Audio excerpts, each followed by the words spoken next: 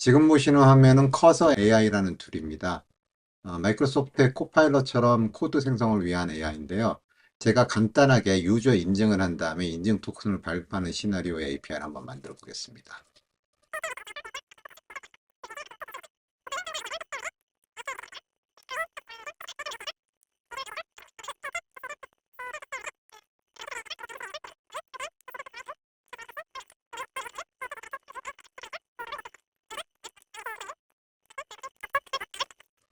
하고 제너레이션 하게 되면 코드가 생성이 되죠. 그래서 이거를 어플라이 하게 되면은 이런 식으로 코드가 적용이 되게 됩니다.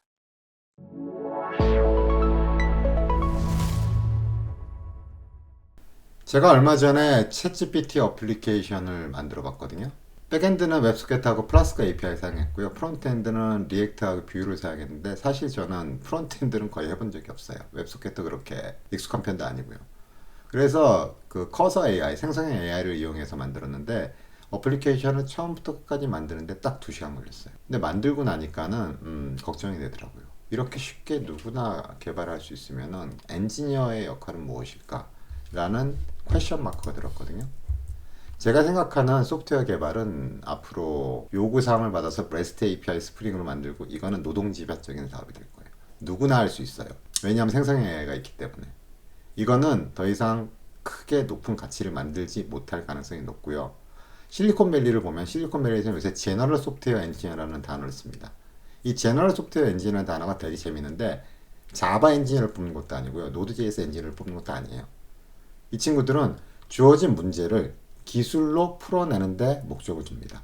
그러기 위해서는 문제를 잘 정해야 되고요. 문제를 잘 정의하기 위해서는 우리가 이걸 개발을 왜 하는지, 이 비즈니스가 무엇인지, 비즈니스 가치를 이해를 해야 돼요. 그리고 혼자 일하는 거 아니죠. 커뮤니케이션 할 수 있어야 되고요. 커뮤니케이션 하려면 뭐 해야 되죠? 문서화해야 되죠. 그리고 리모트로 일하니까는 채팅만, 카카오톡만 가지고 일할 수 없어요. 이슈 트래킹 시스템이라는 것을 사용해야 되고, 전체 큰 시스템을 그려낼 수 있는 능력이 있어야 되기 때문에 설계 능력이 대단히 중요하게 봅니다.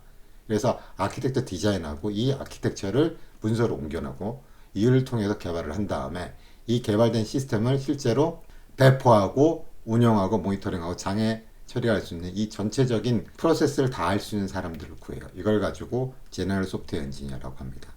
더 이상 자바나 스프링 같은 특정 테크놀로지 기술에 포커싱이 되는 게 아니라 기술은 그냥 도구일 뿐이에요.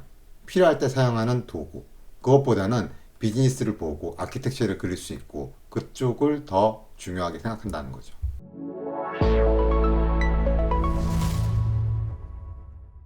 안녕하세요. 제 이름은 조대엽이고요. 오라클이나 마이크로소프트 같은 외국 기업에서도 일해 왔었고요. 네이버 같은 국내 테크 기업에서 개발 리더로서의 경험, 그리고 삼성전자에서 판매되는 갤럭시 시리즈의 백엔드 시스템을 개발하기 위한 아키텍트 역할을 했습니다. 그 외에는 1000만 다운로드 모바일 앱을 서비스로 제공하는 스타트업에서 CTO를 경험을 했고 지금은 미국 실리콘밸리에 있는 구글 클라우드 팀에서 엔지니어로 일을 하고 있습니다. 대략 한 27년 정도 개발자, 시스템 운영, 시스템 아키텍트, 프로젝트 매니저 다양한 경험을 했는데요. 이 경험을 통해서 제가 배운 인사이트를 여러분과 나누고자 합니다. 제 강의에서는 단순하게 아키텍트 디자인만 하는 거는 제가 말씀드리지 않아요. 왜라는 게 있어야 되기 때문에 첫 번째는 비즈니스. 실제로 우리가 상품 계획을 어떻게 하고 시장을 어떻게 읽고 사용자를 어떻게 생각을 해서 서비스를 만들어낸 다음에 이 서비스에 대한 가격 책정이라든지 마케팅을 어떻게 할 것인지. 그런 다음에는 이 요구사항을 가지고 이 요구사항을 태스크로 옮겨야 되죠. 유저 스토리라고 그러는데 이런 작업을 하는 걸 에이자일 방법론 중에 스크럼 방법론이라는 게 있어요. 그거를 통해서 요구사항을 옮겨내고 이 요구사항을 각각의 코딩이라든지 아니면 시스템 빌딩의 태스크로 나눠줘야 되거든요. 그런 거를 하는 툴을 이슈 트래킹 툴이라고 합니다.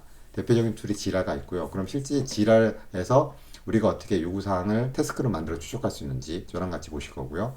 그리고 이런 요구사항을 구현하기 위해서 아키텍처를 그려야 되죠. 그럼 이 아키텍처를 이 비즈니스 요구사항을 기술적인 요구사항을 어떻게 옮겨낼 것이냐에 대한 프로세스를 먼저 이해해야 돼요. 이게 아키텍처 설계 방법론인데요. 토가프라고 대단히 유명한 방법론이 있습니다.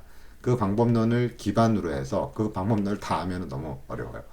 단순화된 방법론을 통해서 아키텍처를 어떻게 설계하는지 보고 이런 아키텍처 디자인 스타일 예를 들어서 뭐 옛날에 선 서비스 지형 아키텍처에서부터 요새 많이 파퓰러한 마이크로 서비스 아키텍처, 뭐 서비스 메쉬라든지 빅데이터 시스템의 아키텍처 또는 이제 디테일하게 보면 REST API를 우리가 어떻게 디자인할 것인지에 대해서 정하고 보고요. 이런 시스템 아키텍처를 구현하기 위한 세부적인 솔루션들을 어떤 거를 사용해야 될지를 제가 소개를 해드립니다.